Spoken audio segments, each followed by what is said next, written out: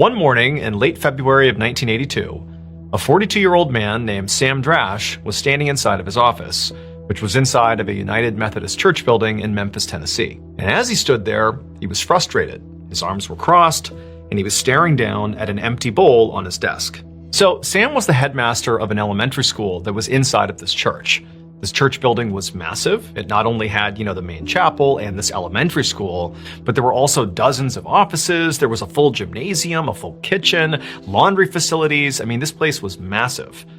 As for Sam, he spent the majority of his time in his office doing administrative work for the elementary school. And because he was at his computer all the time, just kind of doing this busy work, he found himself wanting to snack a lot. And so he needed like a healthy snack to binge on. And he found, mixed nuts were the thing he liked to eat the most that were, sort of healthy. And so he always had this big bowl of mixed nuts on his desk that he always kept full. But this morning, when he walked into his office, this big bowl of mixed nuts was inexplicably empty. And he knew the night before he had filled the bowl up, and he didn't come in between last night and now, so, who ate the mixed nuts?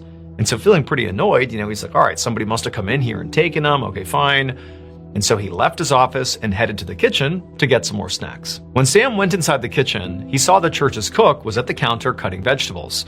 And so Sam said hello to the cook and then walked right over to the pantry where the snacks were. He opened it up and he looked at the shelf where the mixed nuts always were, and the entire container was gone.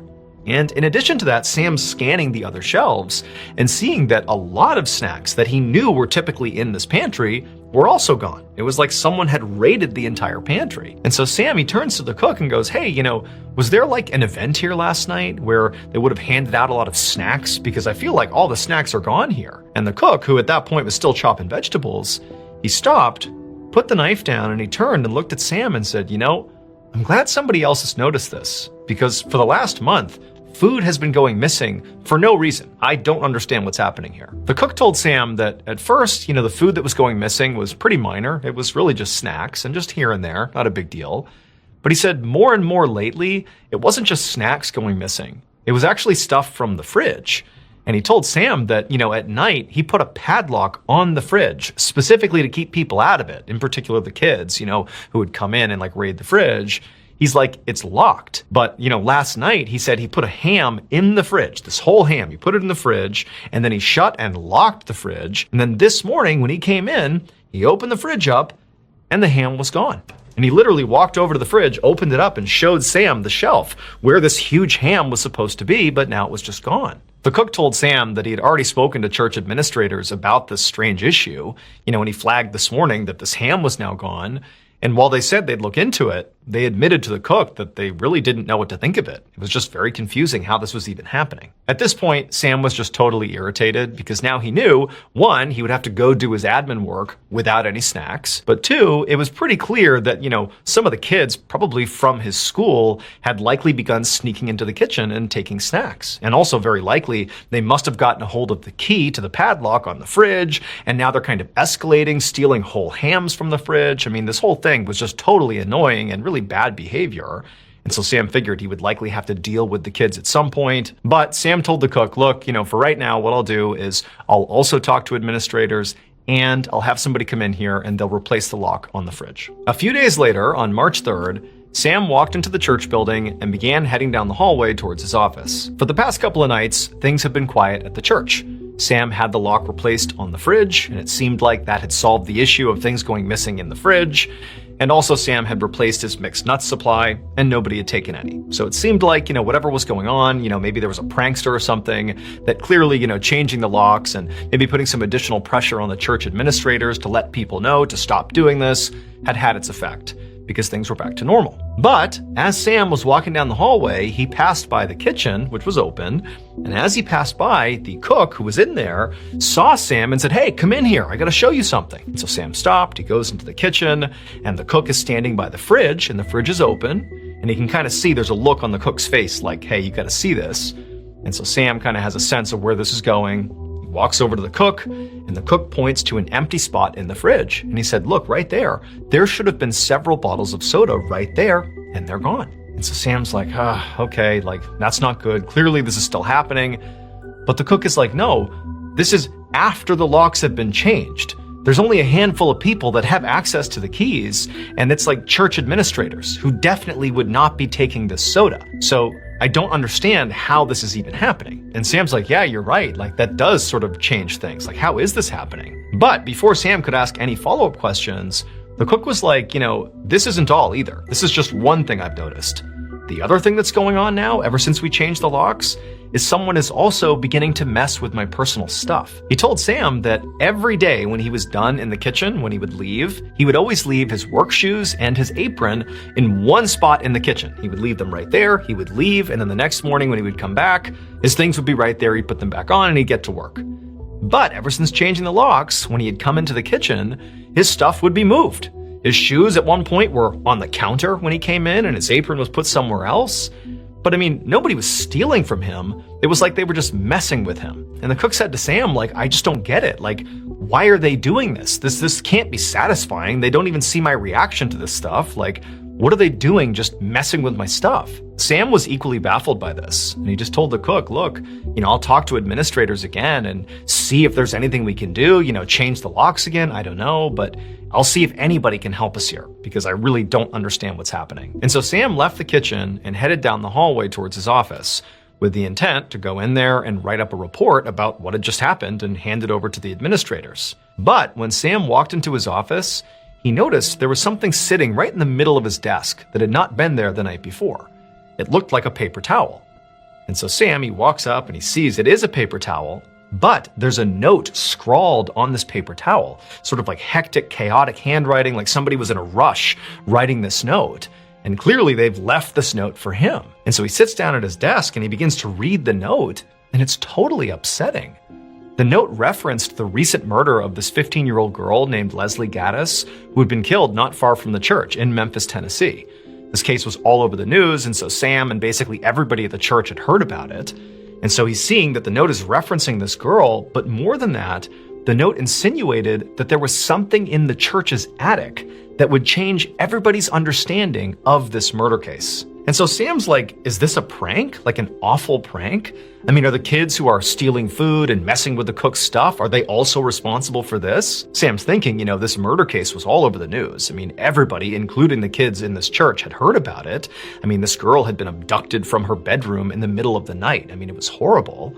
And he's thinking, maybe this really is a prank. But at the same time, Sam's thinking that if this note is true, that there is some horrible thing or some clue or evidence up in the attic that might be useful to police about this case, like, he had a responsibility to share it with the authorities. And so even though he knew he might be overreacting a little bit to this, he called the police and said, hey, you got to come down here and look at this. And so sure enough, later that day, police showed up to the church, they met with Sam, they read the note, and they went into the attic. And they searched it extensively, but they didn't find anything connected to the Leslie Gaddis murder case. They didn't really find anything of note up there at all. They also searched the entire building, just in case, but there was nothing of note. And so the police told Sam that, look, your first instinct was probably right here, that this was likely a prank. Whoever was maybe messing with your kitchen food, and the cook very likely did this too, I don't know. But, if anything serious happens, about this case or anything else, don't hesitate to reach out, but this does not seem like a big deal. And so the police left, and Sam is just left in his office thinking, like, what do I do here? I mean, like, he didn't know who was messing with the stuff in the kitchen or the cook. He didn't know who had written this note, but it really started to seem like, somebody was up to something, or multiple people were, and he just wanted to understand why. Like, why is this happening?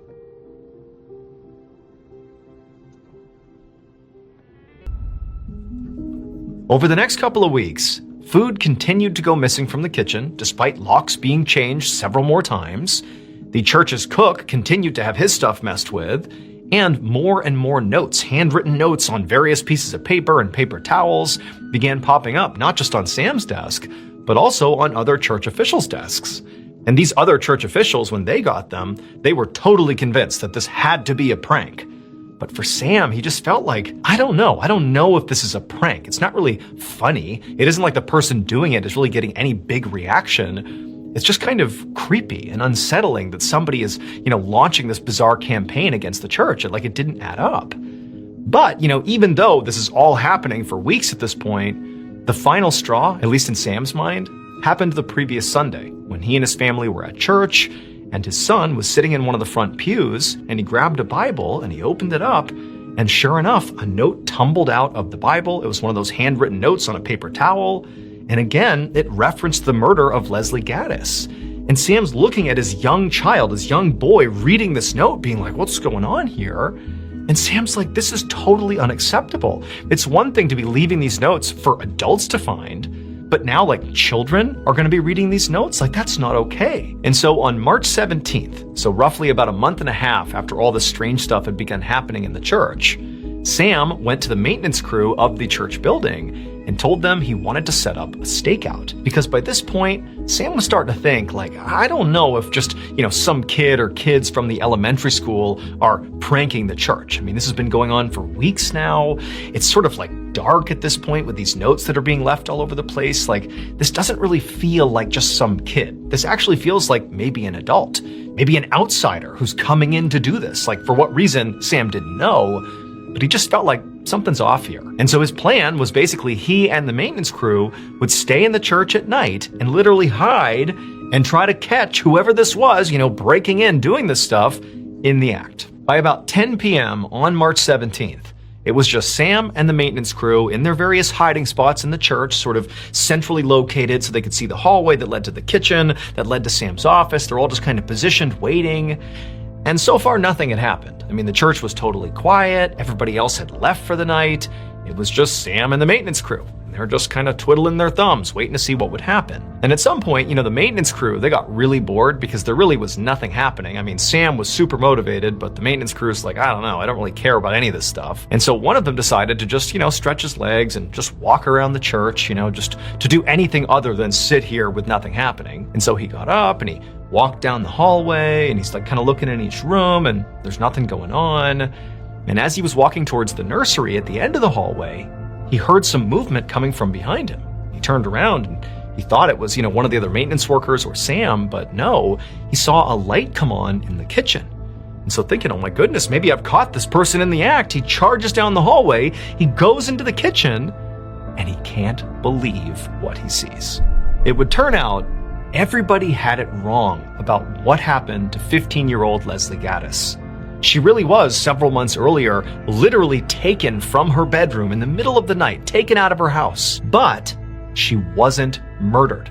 Everybody thought she had been, and the news acted like she had been, but she hadn't been. Instead, her kidnapper, 42-year-old Ernest Stubblefield, had taken her in the middle of the night and brought her to this church and had been holding her in the church's attic for the last 119 days. And during that time, Ernest had her at knife point and basically watched her near 24/7 to make sure she wouldn't escape. And the whole time he's telling her, don't worry, I'm gonna get ransom for you, and as soon as I do, you'll be allowed to leave. But Leslie began to realize that ransom was not materializing, and it didn't really seem like Ernest had much of a plan, and eventually he would just have to get rid of her. And so she knew, like, if she didn't save herself, she was likely going to get killed. And so in the rare moments where Leslie was not being watched by Ernest, like for example, when they were down in the kitchen and getting food after hours, they critically had been listening the whole time, and they would hear when the locks had been changed on the fridge, and they would see where the keys were being hid, and they would just sneak down, get the keys, open the fridge up, and they would eat. Well, when they were doing that, Leslie made a point of not just taking a little food for she and Ernest, but she would take a ton of food, like way more than two people would need, and she would tell Ernest, oh, it's just because, it's more for us.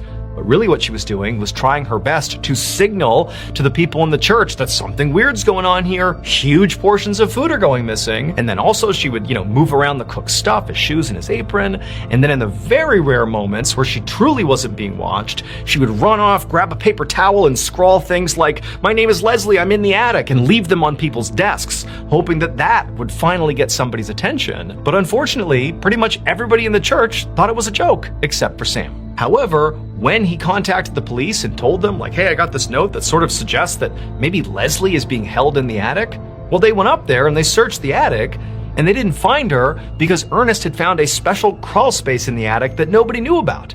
And so she was just feet away from police, but they didn't know she was up there. But luckily, Sam did not stop. He continued to question what was happening, continued to think all this stuff was super weird. And so eventually he has this stakeout, And that maintenance worker, after being so bored, was doing his loop, saw the light come on in the kitchen, goes in the kitchen, and what does he see?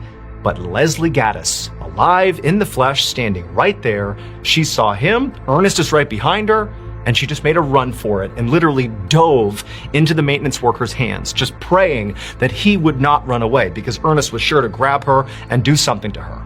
But the maintenance worker, he grabbed Leslie, Ernest took off running, and he would eventually be caught. Ernest was convicted of kidnapping and sentenced to 20 years in prison. As for Leslie, she was hailed as a hero for saving herself, and she would go on to become a successful lawyer who would serve on the board of the Commission on Missing and Exploited Children. Thank you so much for watching. Let me know what you thought of today's episode in the comments. And remember, we have hundreds of videos for you to binge right now. But if you're looking for a recommendation from me of that one video that's worth your time, well, it's this one right here. So give it a watch. All right, until next time, see ya.